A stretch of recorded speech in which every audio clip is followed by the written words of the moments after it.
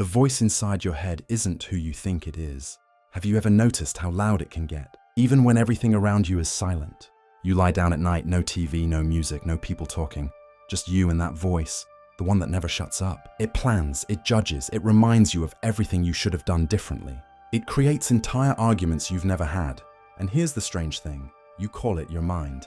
You call it you. But what if I told you that voice isn't you at all? I know, sounds crazy, right? But stay with me for a moment, because once you understand who or what is really talking inside your head, your entire life will never feel the same again.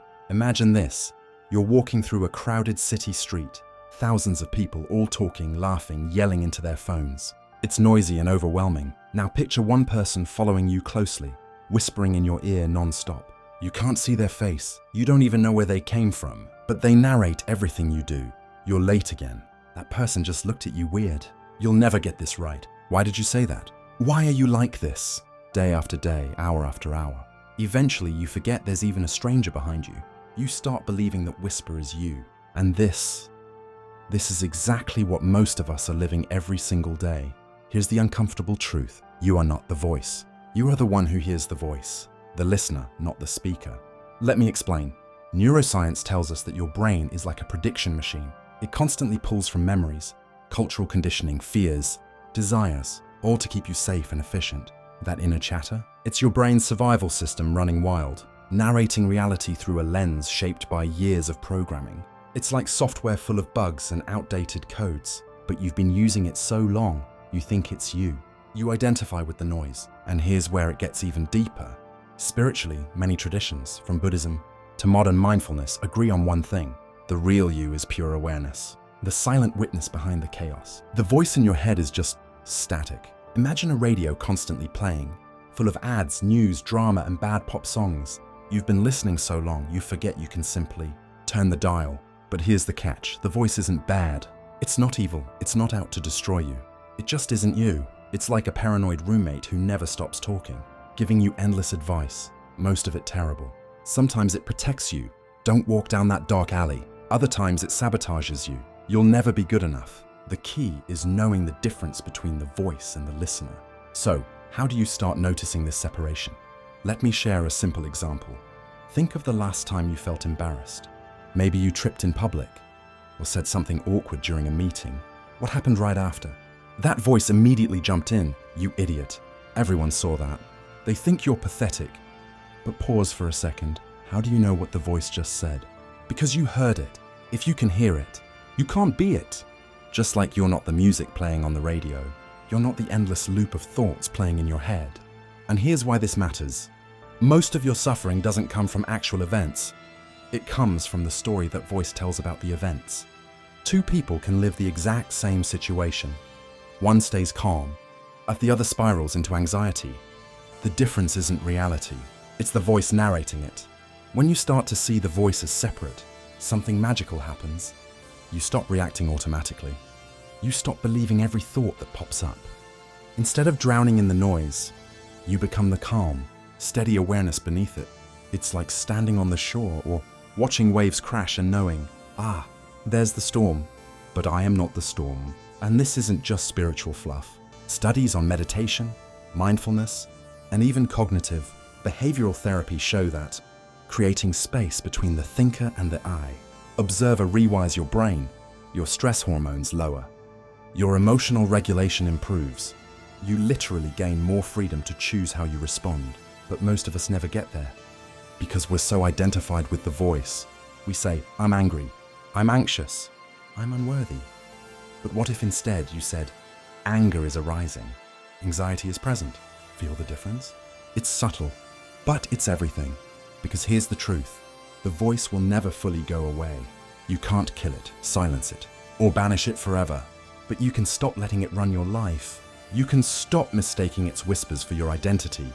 And when you do, that's when real freedom begins. In a moment, I'll share a simple practice to start recognizing the voice for what it is. A tool, not a master.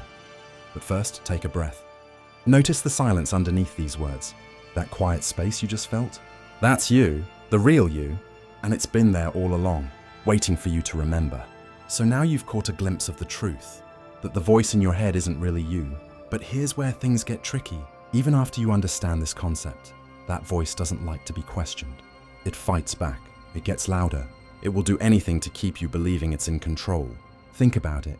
Have you ever tried to sit quietly, maybe even meditate, and within 30 seconds you're planning tomorrow's grocery list, replaying an argument from last week, or suddenly remembering that embarrassing thing you did in high school?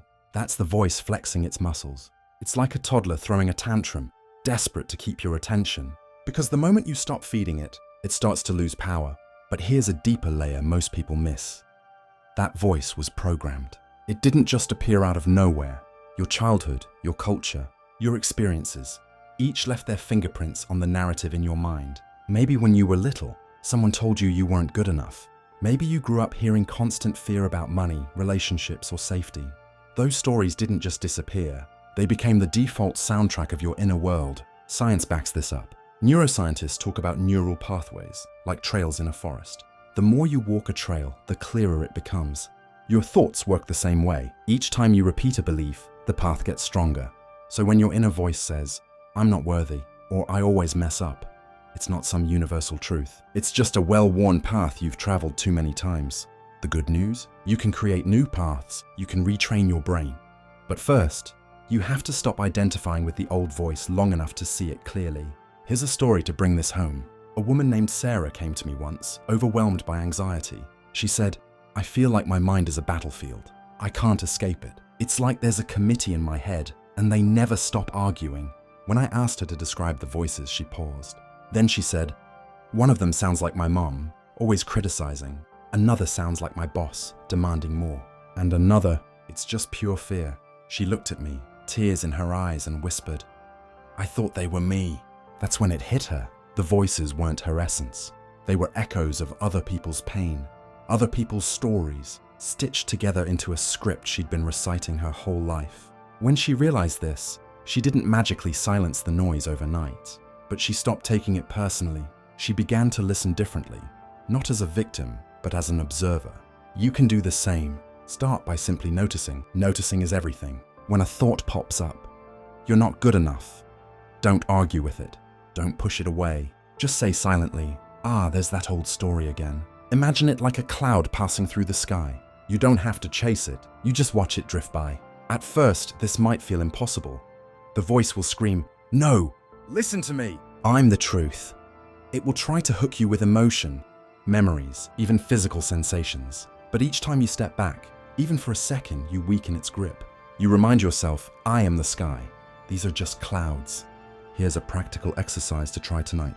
Before you go to bed, sit quietly for 5 minutes. Close your eyes, take a deep breath, and simply observe whatever arises. Don't judge, don't label. Just notice the parade of thoughts marching by. You'll probably hear things like, "I'm tired. I need to do laundry. Did I say the wrong thing at dinner? I can't believe I forgot that meeting." It's endless, right? But instead of reacting, practice being the listener. Feel the space between you and the voice. Over time, something incredible happens. The voice starts to lose its authority. You realize it's just background noise, like a radio playing in another room. You can hear it, but it doesn't control you. This doesn't mean you'll never feel pain or fear again. Life will still bring challenges, but when you stop identifying with the voice, you stop adding unnecessary suffering to those challenges. You face reality as it is, not as the story in your head makes it seem. And this creates a ripple effect in every area of your life. Your relationships improve because you stop projecting old wounds onto others.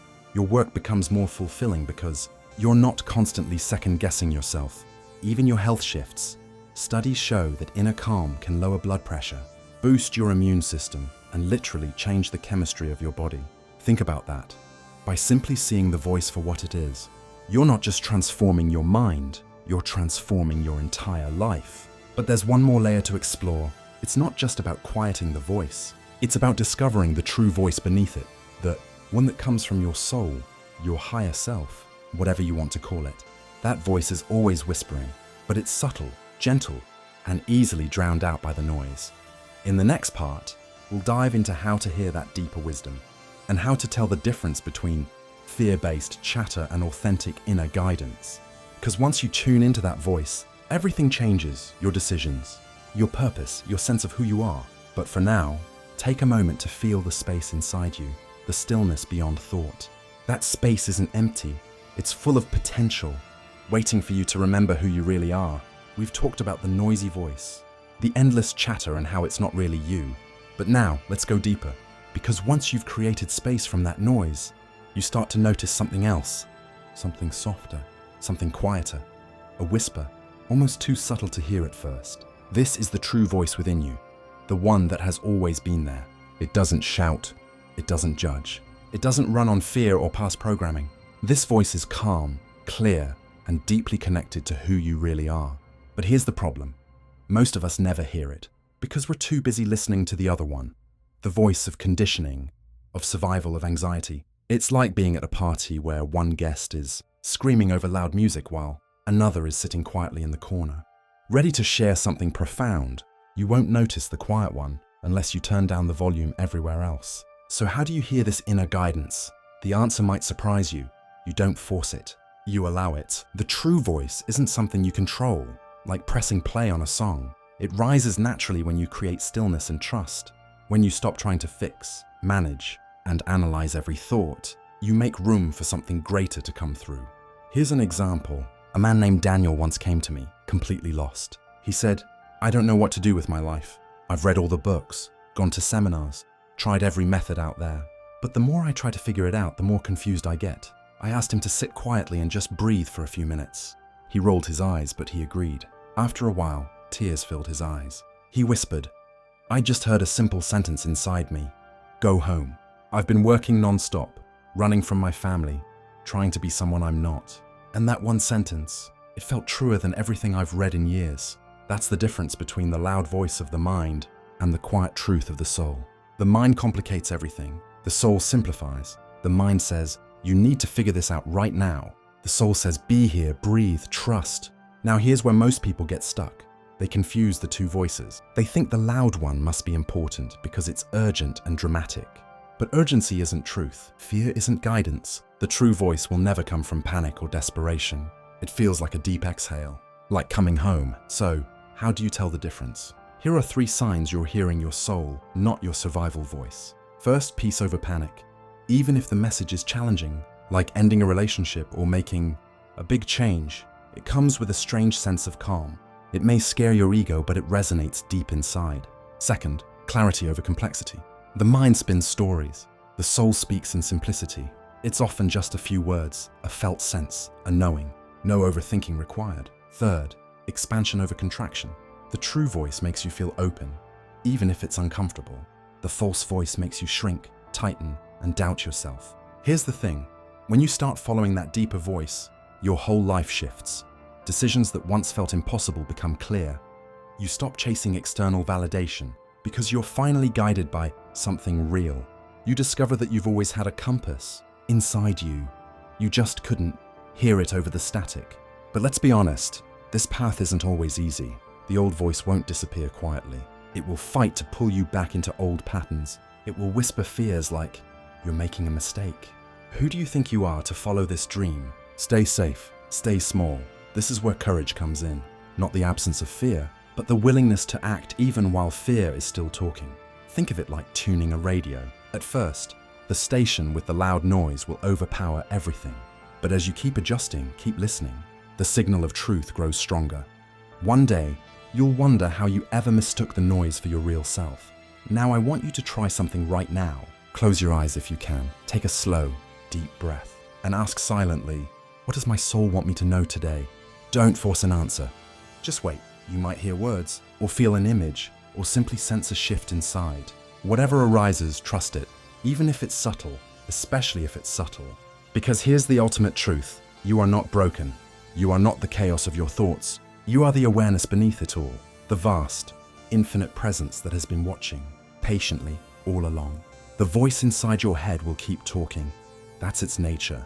But now you know better. You know you have a choice. You can listen, but you don't have to obey. You can hear the fear and still choose love. You can witness the storm and still stand in the calm center. And when you live from that center, life becomes less about control and more about trust. Less about surviving and more about truly living. The world around you may stay noisy, but inside, there's a silence that nothing can shake. So the next time that familiar voice starts chattering, take a breath, smile gently, And remember, that voice isn't you. It never was. And now, you're free to finally hear the one that truly matters, the voice of your soul. Because the moment you start listening to that, everything changes. Not someday, not eventually, but right now, and that is where your real life begins. Take a deep breath. And if this message resonated with you, don't keep it to yourself. Share it with someone who needs to remember who they truly are. And if you want to keep exploring this journey of awakening and inner freedom, subscribe now. Your soul's voice has been waiting for this moment. Let's walk this path together.